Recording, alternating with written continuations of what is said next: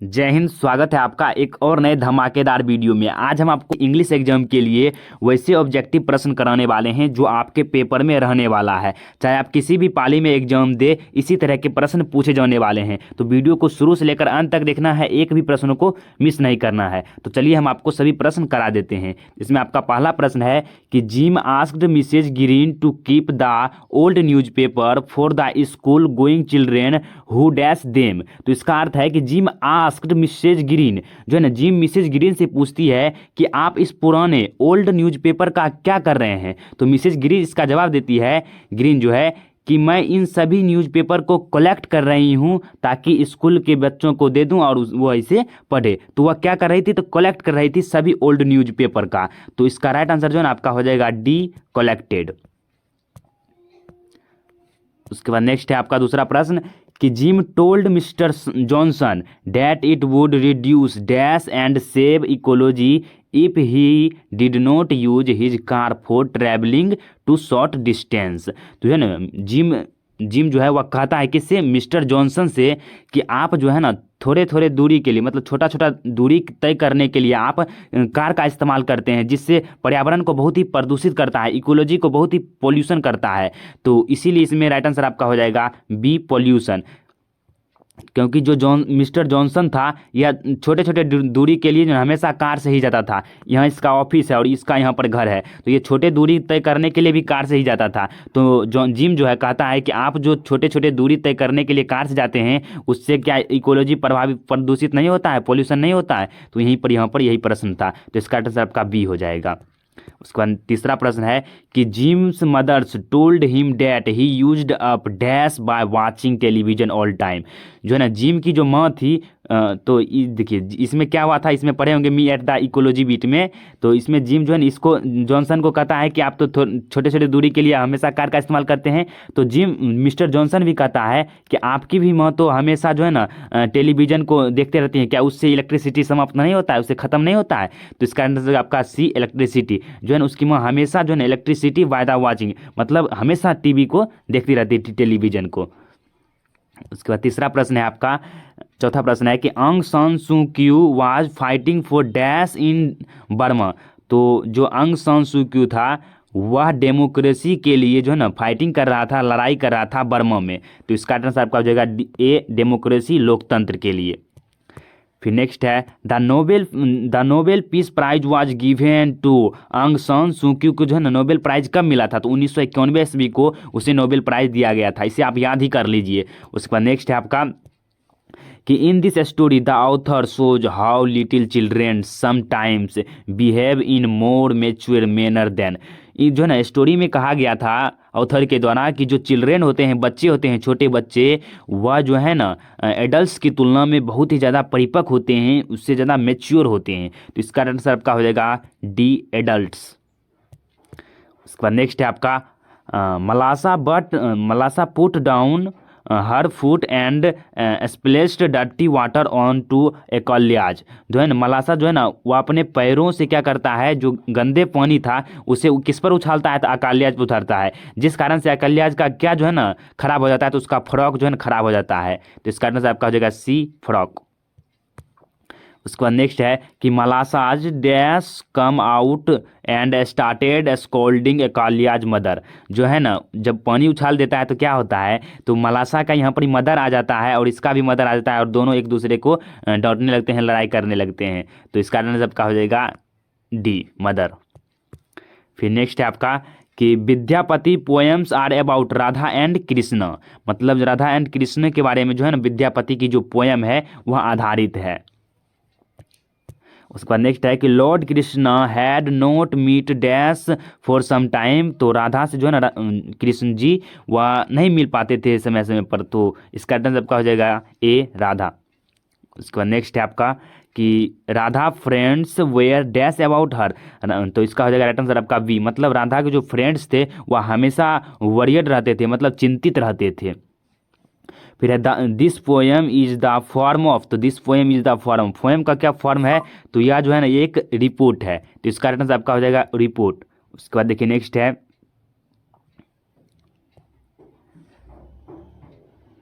13 number का प्रश्न है कि Radha's friends goes to Krishna, जो राधा के फ्रेंड्स थे वह कृष्णा के पास कैसे जाते हैं, तो वह दौड़ते हुए जाते हैं, तो इसका राइट आंसर आपका ये हो जाएगा रनिंग। उसके बाद 14 नंबर प्रश्न है कि हल्कू वर्क डैज, हल्कू जो था वह किस तरह का काम करता था, तो वह एक टीनेंट फार्मर था, मतलब कि वह काम मतलब दूसरे के खेतों में काम करने वाला एक किसान था। उसके बाद 15 नंबर प्रश्न है कि Munni Munni advise Halku to hire himself out as a, मतलब जो है मुन्नी जो है हल्कू को एडवाइस देती है, सलाह देती है कि तुम अपने लिए एक मजदूर रख लो, लेबरर, तो इसका राइट आंसर आपका हो जाएगा बी लेबरर। उसके बाद देखिए नेक्स्ट प्रश्न है, उसके बाद नेक्स्ट है आपका कि Halku heard some munching and crunching sounds come from the, जो हल्कू है वह मंचिंग और क्रंचिंग की साउंड कहाँ सुनता है, तो वह फील्ड से सुनता है, फील्ड से आ रही ध्वनि। फिर है कि Munni asked Halku how he could have dash peacefully when his crops were being destroyed, मतलब मुन्नी जो है ना हल्कू से पूछती है कि जो यहाँ पर ही फसल है इसे कौन डिस्ट्रॉय कर रहा है, तो डिस्ट्रॉय कैसे हुआ, तो जो तुम सोते हुए रह गए थे इसीलिए हुआ, तो इसका आंसर आपका ए हो जाएगा स्लेप्ट। उसके बाद देखिए नेक्स्ट है 18 नंबर का आपका सवाल क्या कर रहा है कि at the end of the story Halku is, जो है ना स्टोरी के अंत में हल्कू क्या होता है, तो वह कंटेंटेड हो जाता है, तो इसका राइट आंसर आपका हो जाएगा डी कंटेंटेड। उसके बाद देखिए नेक्स्ट है कि the letters are exchanged between a mother and daughter, जो एक पत्र था वह एक्सचेंज हो गया था मदर और डॉटर के बीच, तो इसका राइट आंसर आपका सी हो जाएगा। उसके बाद नेक्स्ट है कि in her letter the daughter says that she tried her best to follow her dash advice in her married life, तो मदर्स मैरिड्स लाइफ, तो इसका आंसर आपका सी हो जाएगा मदर्स मैरिड लाइफ एडवाइस देता है इसमें। तो उसके बाद नेक्स्ट है आपका कि the daughter is filled with a sense of dash and dash and impatience, तो इसका जो राइट आंसर है वो आपका हो जाएगा टायर्डनेस। जो डॉटर था वह field with a sense of, जो है ना ए सेंस देता है किसका, तो टायर्डनेस का सेंस देता है, और इम्पिटीनेस का देता है, इम्पिटीनेस मतलब खाली खाली। उसके बाद है ना 22 नंबर का प्रश्न क्या कर रहा है कि सिर्फ आपको एक बार देख लीजिएगा तो ध्यान में रहेगा, तो आप प्रश्न आएगा तो इसका आंसर आपको सीधे दिमाग में आ जाएगा। फिर the daughter asked her mother why she is not able to attend the satisfaction her mother experienced in her dash life, तो मैरिड लाइफ, जो उसकी माँ था उसे जो है ना अपने डॉटर जब पूछती है उसके मुँह से, तो उसकी माँ कहती है कि जो है ना वो अपने मैरिड लाइफ से उतना सेटिस्फेक्शन संतुष्ट नहीं है, तो इसका आंसर क्या हो जाएगा बी मैरिड लाइफ। फिर नेक्स्ट है कि according to the mother a sense of dash can not be bought और गिफ्टेड टू सम, तो हो जाएगा फुलफिलमेंट, इसका आंसर आपका फुलफिलमेंट, जो है ना उसके मदर के अनुसार जो है ना वह सेंस देता है कि जो है ना फुलफिलमेंट नहीं है, उसके जीवन जो है ना पूरा संतुष्ट रूप से नहीं है, उसके जीवन में जिस तरह से उसे मिलना चाहिए खुशी गिफ्टेड वो सभी उसे नहीं मिला है, तो वह फुलफिलमेंट नहीं है। फिर है कि it happened dash some week you visited my grandmother, तो दा हो जाएगा, क्योंकि इसमें लगेगा it happened the some week you visited my grandmother, मेरे ग्रैंड मदर के घर पर विजिट करने के लिए। फिर करा he is dash honourable man, तो ऑनरेबल होता है इसमें, हॉनरेबल नहीं ऑनरेबल, तो ऑनरेबल इसका स्वर का उच्चारण हो रहा है तो इसमें क्या लगेगा एन लग जाएगा, तो इसका आंसर सबका बी होगा। उसके बाद हम लोग ग्रामर में आप चलाए हैं। उसके बाद नेक्स्ट है कि he had walked dash 5 hours when they found him, तो इसमें देखिए 5 आवर्स हो गया, एक निश्चित समय का क्या, तो इसमें 4 लगेगा, अगर अनिश्चित रहता है तो उसमें सिंस लगता है, तो इसमें 4 लग जाएगा, इसका आंसर आपका डी हो जाएगा। उसके बाद नेक्स्ट है the building was damaged dash lightning, तो बाय लाइटिंग, इसमें बाय का प्रीपोजिशन का यूज होगा, बाय लाइटिंग। फिर है like any other country India has its dash share of super sun, तो इसका हो जाएगा फेयर, इसका राइट आंसर आपका फेयर हो जाएगा। उसके बाद नेक्स्ट है आपका Sachin Tendulkar dash a century in than match, तो स्कोर्ड से एक जो है ना सचिन तेंदुलकर स्कोर किया था एक सेंचुरी इन द मैच में, तो स्कोर जो होएगा, क्योंकि इसमें जो है ना पास्ट का बोध करा रहा है इसीलिए स्कोर्ड होगा इसमें। उसके बाद नेक्स्ट है कि drinking too much dash one's judgement, drinking too much तो इम्पेयर्स हो जाएगा इसका right answer, impairs one's judgement, आप जज नहीं कर सकते हैं जब आप ड्रिंकिंग किए रहते हैं। फिर है कि man does not live by dash alone तो ब्रेड अलोन, इसका आंसर आपका डी हो जाएगा, ब्रेड अलोन।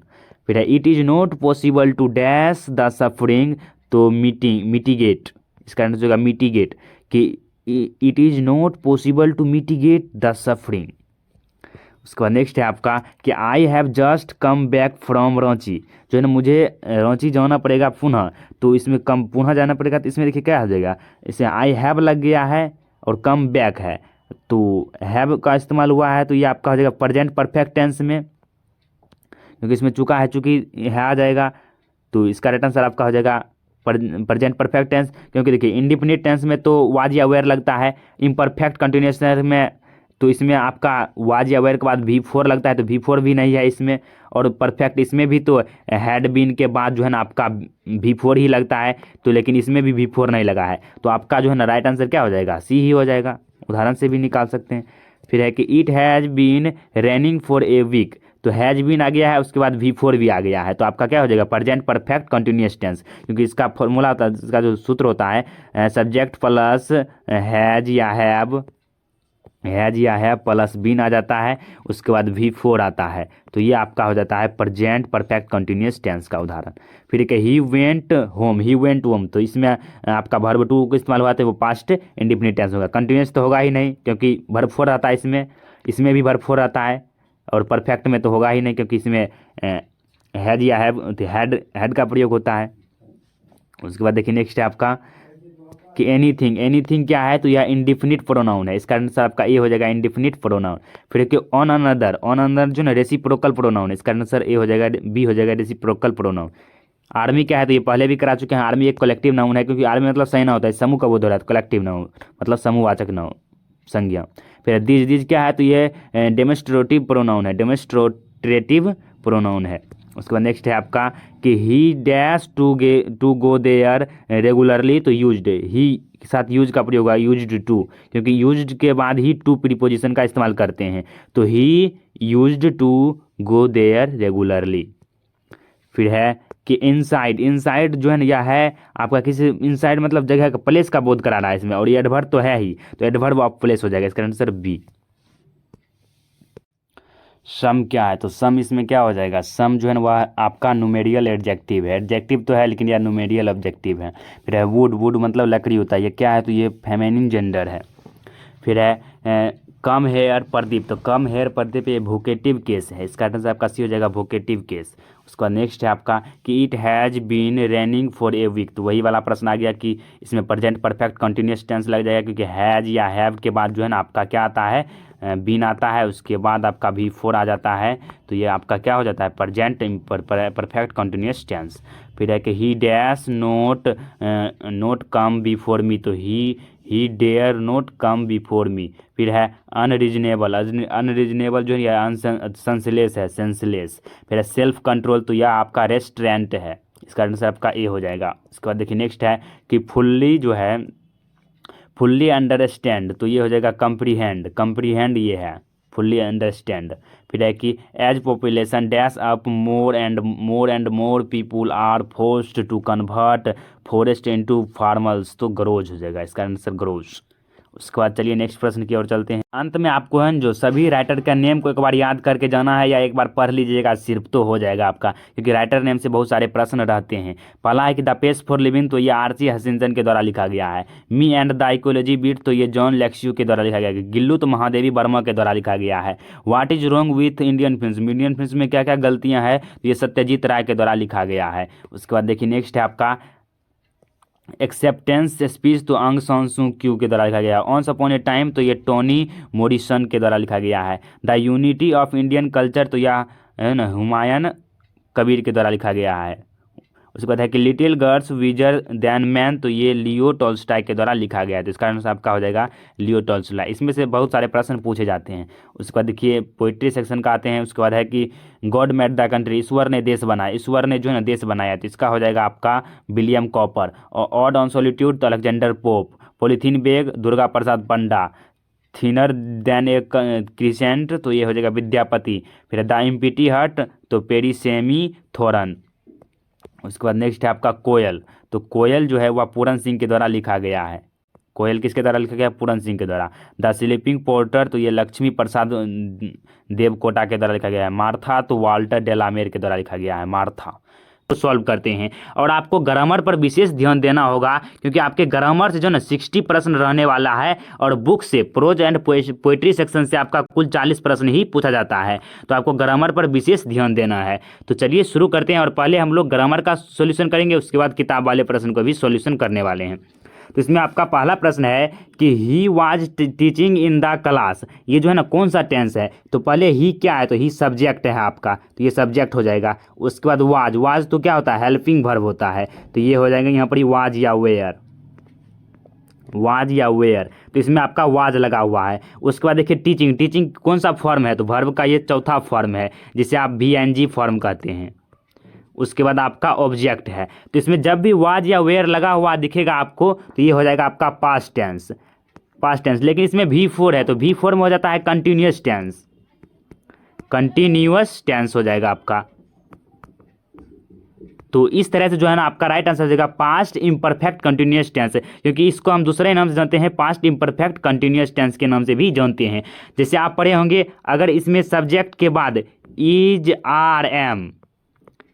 आर एम के बाद अगर V4 आता है तब आपका हो जाएगा प्रजेंट, क्योंकि इज आर एम होता है प्रजेंट, तो प्रजेंट कंटिन्यूअस टेंस हो जाएगा। लेकिन इसमें वाज या वेयर आया था इसलिए हो जाएगा ये पास्ट कंटिन्यूअस टेंस। तो इसका आंसर आपका हो जाएगा B, पास्ट कंटिन्यूअस टेंस।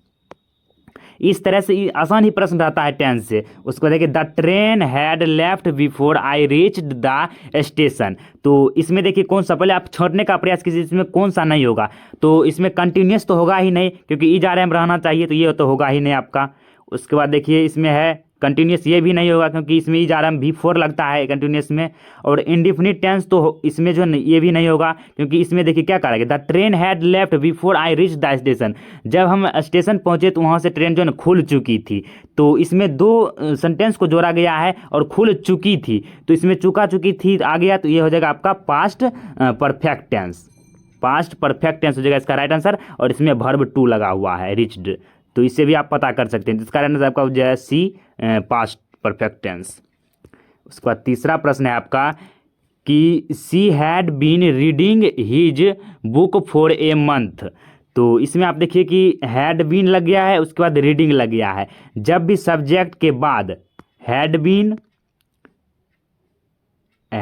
उसके बाद जो है आपका V4 लगा हुआ रहता है, तो ये आपका जो है ना कौन सा टेंस हो जाएगा? तो ये तो पहला तो होगा ही नहीं, उसके बाद इसमें दूसरा भी नहीं होगा, तीसरा भी नहीं होगा। इसमें जो इसका राइट आंसर हो जाएगा आपका सॉरी, इसमें जो है ना आपका हो जाएगा, देखिए इसमें ये भी नहीं होगा, ऊपर वाला तो नहीं होगा क्योंकि वाज या वेयर के बाद इम्परफेक्ट लगता है। इसमें हो जाएगा पास्ट परफेक्ट कंटिन्यूअस टेंस, तो इसका आंसर आपका हो जाएगा D, क्योंकि इसमें जो है ना यहाँ पर जो आप देखे थे इसमें क्या होता है, तो इसमें जो है ना आपका इम्परफेक्ट रहता है तो वाज या वेयर के बाद V4 लगता है, तो इसमें वाज या वेयर है ही नहीं, हैड बीन है। तो हैड बीन में हमेशा जो है हैड बीन के बाद V4 आया तो आपको सीधे परफेक्ट कंटिन्यूअस टेंस लगाना है, तो इसका आंसर आपका D हो जाएगा। उसके बाद नेक्स्ट है कि राजेश, राजेश क्या है? तो राजेश देखिए खास एक व्यक्ति का नाम बता रहा है, तो जिससे खास किसी व्यक्ति या वस्तु या स्थान का बोध होता है उसे हम लोग प्रोपर नाउन कहते हैं, व्यक्तिवाचक संज्ञा कहते हैं। तो इसका आंसर हो जाएगा आपका C, प्रोपर नाउन। उसके बाद नेक्स्ट है आपका कि आर्मी क्या है? तो आर्मी मतलब सेना, सेना मतलब क्या होता है? जिससे समूह का बोध हो रहा है, तो जिससे समूह का बोध होता है उसे हम क्या कहते हैं? समूहवाचक संज्ञा, और इसे इंग्लिश में हम लोग कहते हैं कलेक्टिव नाउन। तो इसका आंसर होगा A, कलेक्टिव नाउन। उसके बाद है कि गोल्ड है, तो गोल्ड देखिए इसे नापा या तौला नहीं जा सकता है, मतलब इसे नापा या तौला जा सकता है, ये मटेरियल है एक तरह से, तो ये तो प्रॉपर नाउन होगा ही नहीं, कंपाउंड भी नहीं होगा, कलेक्टिव नाउन भी नहीं होगा, तो आपका मटेरियल नाउन हो जाएगा द्रव्यवाचक संज्ञा, जिसे नापा या तौला जा सके उसे द्रव्यवाचक संज्ञा कहते हैं। तो गोल्ड जो है ना आपका हो जाएगा मटेरियल नाउन। उसके बाद नेक्स्ट है कि क्लास, तो क्लास क्या है? तो क्लास से क्या बोध हो रहा है? इसे हम जो है ना एक तरह से क्लास वर्ग होता है, ये तो कलेक्टिव नाउन में भी हो सकता है, लेकिन यहाँ कलेक्टिव नाउन नहीं है। तो क्लास में मान लीजिए बहुत सारा क्लास है तो उसको हम गिन सकते हैं, वो काउंटेबल होता है, तो इसका राइट आंसर हो जाएगा आपका C, काउंटेबल नाउन। मटेरियल तो होगा ही नहीं क्योंकि इससे किसी वस्तु के मात्रा का तो बोध हो ही नहीं रहा है, अनकाउंटेबल भी नहीं होगा, कंपाउंड नाउन भी नहीं होगा, कंपाउंड तो है ही नहीं ये, तो इसीलिए इसका आंसर क्या हो जाएगा आपका C, काउंटेबल नाउन। फिर है डिफ़िकल्टी। डिफ़िकल्टी क्या है? तो डिफ़िकल्टी देखिए क्या है, तो मटेरियल तो होगा ही नहीं, पहले छांटिए इसमें। उसके बाद देखिए कंपाउंड भी नहीं होगा, काउंटेबल। डिफ़िकल्टी को हम नाप सकते हैं? ये तो नाप नहीं सकते हैं, तो इसका आंसर क्या हो जाएगा? B uncountable noun.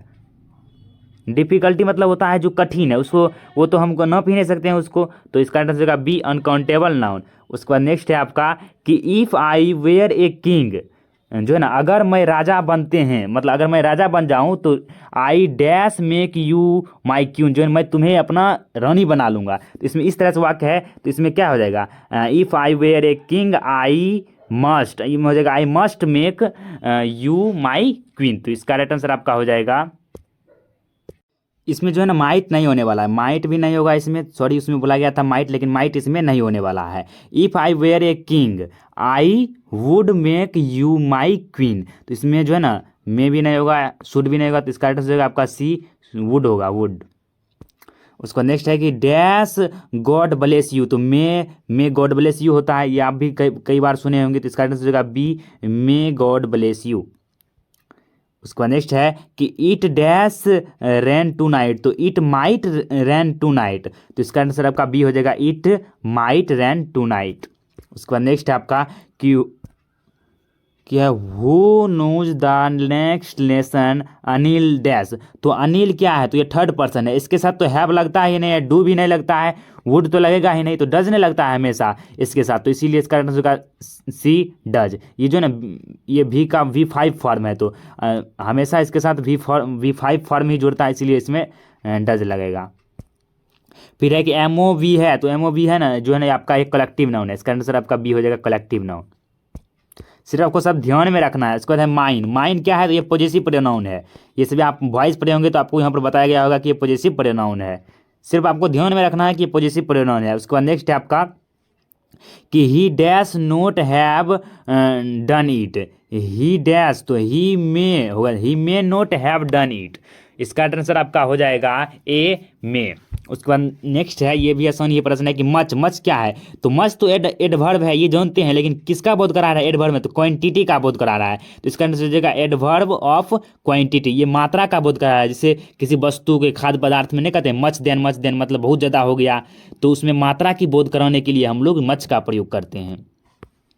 फिर है ओल्ड। ओल्ड क्या है? तो ओल्ड मतलब होता है पुराना, तो ओल्ड पुराना है, तो ये हो जाएगा आपका डिस है ना, डिस्क्रिप्टिव एडजेक्टिव, डिस्क्रिप्टिव एडजेक्टिव हो जाएगा, इसका आंसर होगा डिस्क्रिप्टिव एडजेक्टिव। एडजेक्टिव तो है लेकिन ये डिस्क्रिप्टिव एडजेक्टिव है। उसके बाद है कि मदर। मदर क्या है? तो मदर तो फेमिनिन जेंडर हो जाएगा, ये तो आसान ही था। उसके बाद देखिए नेक्स्ट है आपका कि ही कट ए कैट। ही कट ए कैट, ये जो है क्या है? तो ये आपका ऑब्जेक्टिव केस है, इसका आंसर होगा ए, ऑब्जेक्टिव केस। उसके बाद है कि I am writing on A paper at present, कह रहा है ये कौन सा टेंस होगा? तो आई एम राइटिंग, तो इज आर एम के बाद अगर V4 आता है तो प्रजेंट में हो जाता है, प्रजेंट इम्परफेक्ट कंटिन्यूस टेंस, तो इसका आंसर हो जाएगा B, present imperfect continuous tense, क्योंकि जानते हैं इसमें सब्जेक्ट होता है, इज आर एम के बाद अगर जो है V4 आ जाए और उसके बाद ऑब्जेक्ट रहता है तो इसे हम लोग प्रजेंट इम्परफेक्ट कंटिन्यूस टेंस के नाम से जानते हैं। उसके बाद है कि it dash rain tonight, तो it dash rain tonight, तो जो इसका राइट आंसर है आपका हो जाएगा माइट। उसमें मे हुआ था, इसमें तो माइट हो जाएगा, क्योंकि इसमें टू नाइट के रेन जो है ना, रेन आगे आपका वर्ब टू आ जाता है इसमें, तो इसीलिए माइट का प्रयोग होगा इसमें, इसका आंसर हो जाएगा बी, माइट। उसके बाद है टू डे। टू डे क्या है? तो टू डे से समय का बोध हो रहा है, तो ये हो जाएगा एडवर्ब तो है लेकिन इस समय का बोध कर रहा है, तो एडवर्ब ऑफ टाइम है, इसका आंसर होगा ए, एडवर्ब ऑफ टाइम। उसके बाद देखिए नेक्स्ट प्रश्न है आपका,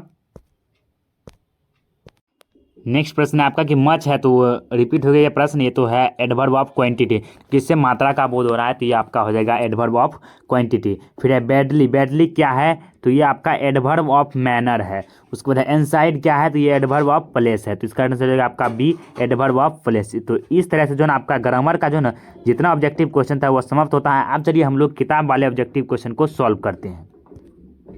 इसका पहला प्रश्न है कि the main character in the play which the author saw as a और एन डैश कॉर्न मर्चेंट। तो जो आपने the pace for living chapter पढ़ा था, जो आरसी हचिंसन के द्वारा लिखा गया था, उसमें कह रहा है कि जो लेखक थे वह जो है ना मक्के के व्यापारी थे। तो वह कैसे मक्के के व्यापारी थे? तो वह एक बूढ़े मक्के के व्यापारी थे, बुजुर्ग मक्के के व्यापारी थे। तो इसका आंसर हो जाएगा आपका ए, एल डेली से पढ़ते हैं एल डेली। तो एल डेली जो था वह कॉर्न मर्चेंट था, मक्के का व्यापारी को ही कहते हैं कॉर्न मर्चेंट। तो वह एक बुजुर्ग एल डेली कॉर्न मर्चेंट था। तो इसका आंसर आपका ए हो जाएगा। उसका नेक्स्ट है आपका कि the author admits that quick travel does not give the traveller the real dash of travel.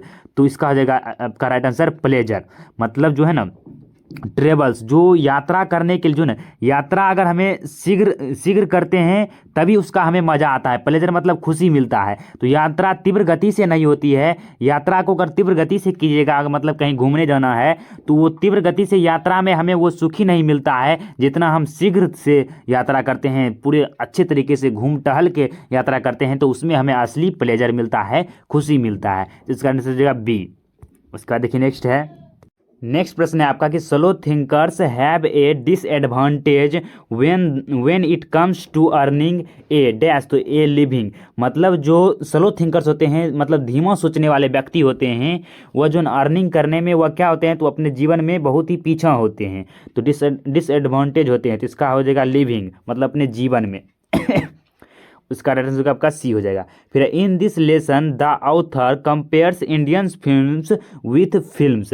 मतलब जो है ना ऑथर लेखक जो है वह इंडियन फिल्म्स का तुलना किसके साथ करता है? तो वह वेस्टर्न पश्चिमी फिल्म के साथ करता है। तो इसका आंसर आपका सी हो जाएगा, पश्चिमी फिल्म।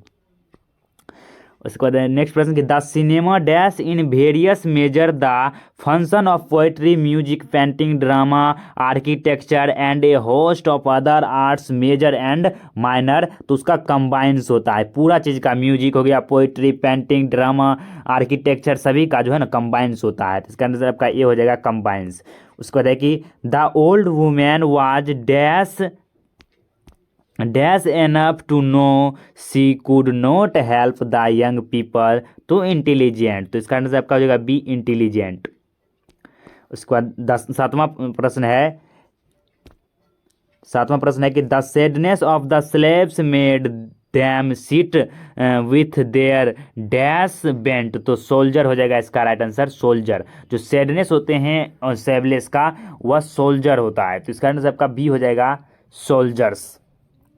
उसके बाद देखिए नेक्स्ट प्रश्न है आपका 8 नंबर का प्रश्न है कि every one of the slaves knew that the next stop will be their dash to last, will be their last. तो इसका आंसर आपका डी हो जाएगा। उसका नेक्स्ट है आपका प्रश्न कि ode to solitude is written by. आपको पूरा चैप्टर का जो है ना, प्रोज का भी और पोएट्री का, सभी का राइटर का नाम आपको याद कर लेना है, पोएट्री का नाम जो है ना, पोएट का नाम याद कर लेना है।